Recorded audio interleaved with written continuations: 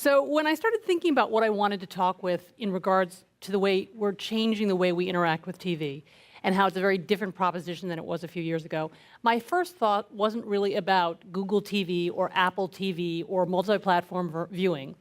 I thought about the Yanomami. And you might say, who are they? The Yanomami are an indigenous tribe of people who live deep in the Amazonian rainforest.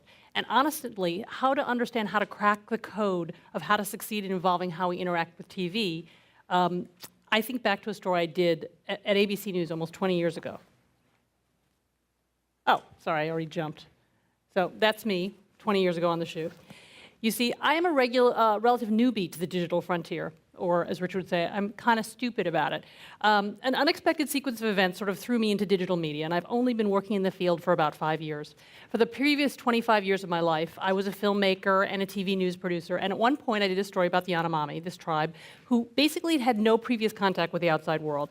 They sort of were living the same way of hunting and gathering that they had for hundreds of years.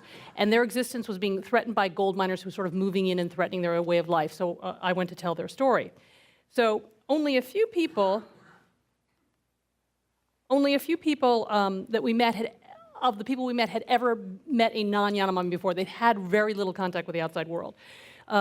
So, you know, they were very unfamiliar with the things we came with: a helicopter, which many of them thought was a bird, camera equipment, cans of food, a female producer who was wearing a shirt. You can imagine the intense curiosity they had about everything we did in the 4 days we were there, and we had about them.